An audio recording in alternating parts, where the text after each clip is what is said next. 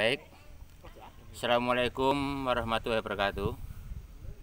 Pada kesempatan kali ini saya akan menyampaikan materi yang berhubungan dengan pelapisan sosial yang ada di Indonesia. Nah, ketika kita membicarakan pelapisan sosial masyarakat yang ada di Indonesia, maka kita akan dihadapkan pada tiga model pelapisan. Nah, tiga model pelapisan itu, yang pertama adalah pelapisan yang dikatakan pelapisannya itu tertutup. Loh, kok bisa tutup? Bagaimana kita tahu kalau pelapisan tertutup? Nah, untuk mengetahui pelapisan sosial yang tertutup, itu cirinya bahwa untuk masuk ke dalam lapisan itu hanya melalui satu pintu, yaitu birth atau kelahiran. Jadi masuknya hanya melalui kelahiran itu. Saya bisa mencontohkan pelapisan sosial yang tertutup itu kalau di Indonesia ini adanya kasta yang ada di Bali. Nah, misalnya ada kasta Sudra, Kesatria, Waisya, atau Brahmana. Nah, ketika orang itu berada di lapisan Brahmana dari lahir sampai meninggalnya, dia akan berada tetap di lapisan itu. Dia nggak akan pernah mengalami mobilitas di lapisan yang ada di situ. Tuh, yang pertama yang saya katakan pelapisan sosial yang tertutup, yang orang tidak bisa melakukan mobilitas antar golongan, antar status, antar tingkatan, tidak bisa masuk di situ. Dia hanya bisa bergerak pada satu level itu saja. Nah, tadi saya contohkan kasta tadi.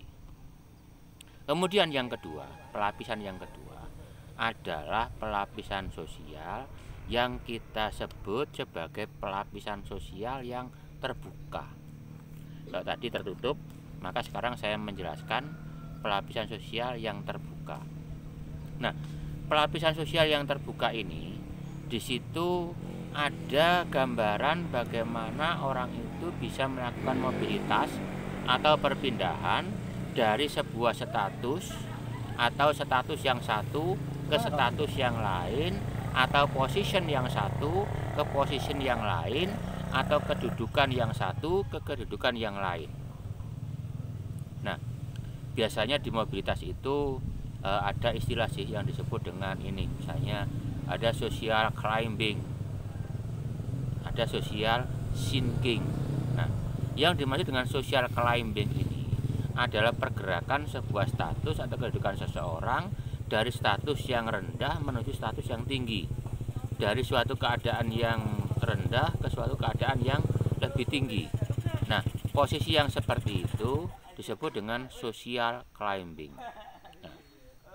Kemudian sebaliknya tadi saya menceritakan ada social sinking. Nah, social sinking itu adalah perubahan status dari status yang tinggi menuju ke status yang lebih rendah. Ya, yang social sinking itu sosial status dari status yang tinggi ke status sosial yang lebih rendah. Nah, kalau yang tadi di social climbing tadi saya mencontohkan ketika ada seseorang naik jabatan, naik pangkat yang gampang di militer ya. Misalnya dari seorang tamtama menjadi seorang bintara, dari bintara menjadi perwira. Nah, itu adalah peningkatan status yang disebut dengan social climbing.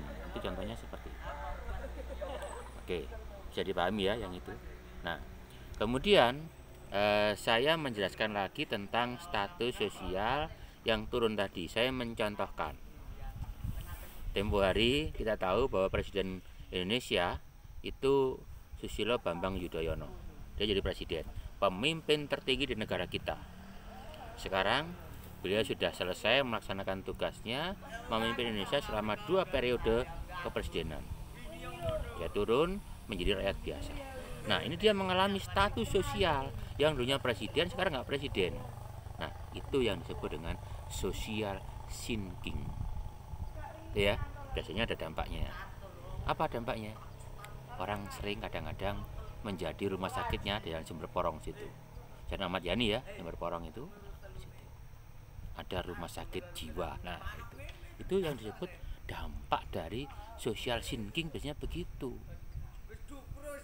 Nah, social thinking itu dia dampaknya bisa orang itu stres. Yang biasa dalam psikologi disebut dengan post power syndrome. Nah, itu ya. Post power syndrome itu hati-hati.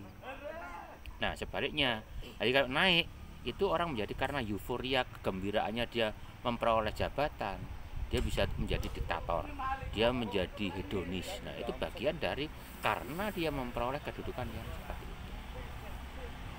Oke, kemudian yang terakhir, status sosial tadi itu, jadi bukan statusnya ya, jadi apa tadi, strukturnya tadi itu yang ketiga tadi adalah yang campuran.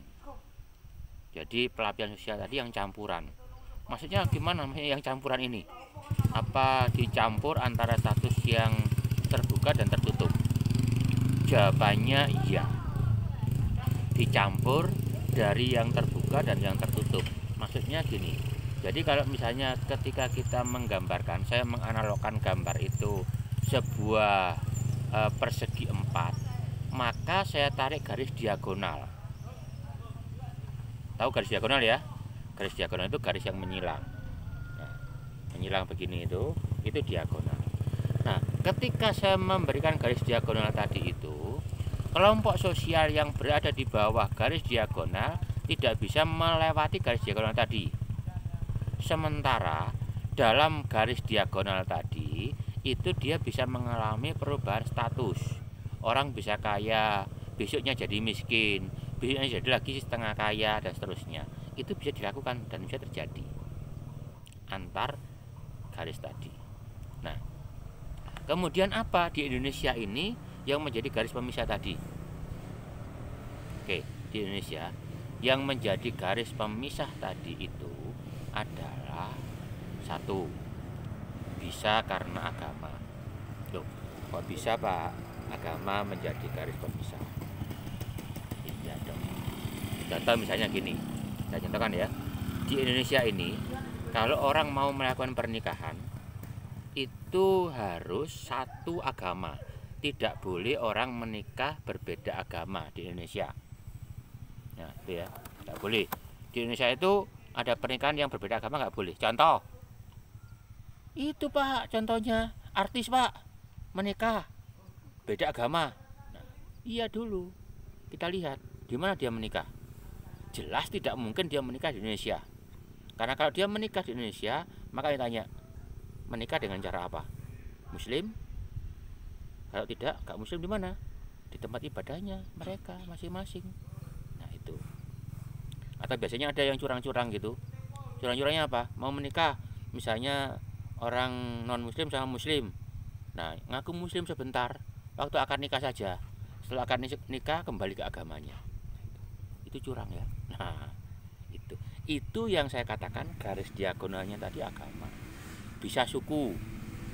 Suku itu kadang juga apa ya? Menjadi penghambat, menjadi pembatas suku itu. Termasuk ras, termasuk etnis itu ya, menjadi pembatas. Sekarang ada mitos di Jawa misalnya. Orang Jawa menikah dengan orang Cina, itu diimitkan dia menjadi miskin. Nah, itu adalah pembatas supaya tidak ada perpindahan status tadi itu yang diagonal. Gitu ya. Jelas? Nah, oke, pada kesempatan hari ini 3 hal itu yang saya sampaikan. Ya, 3 hal itu. Jadi pelapisan sosial di Indonesia itu ada 3, ada tertutup, ada terbuka, ada campuran. Oke? Jelas ya? Baik. Kalau jelas atau kalau kurang jelas, nanti bisa chat di kolom komentar di bawah ini. Oke ya? Kolom komen nanti ini di YouTube, di kolom komennya diisi di situ pertanyaanmu. Nah, nanti akan saya kupas kembali bagaimana menjelaskan pertanyaan-pertanyaan yang kalian ajukan tadi. Oke, paham? Baik, kalau paham, saya akhiri pertemuan kita hari ini. Assalamualaikum warahmatullahi wabarakatuh.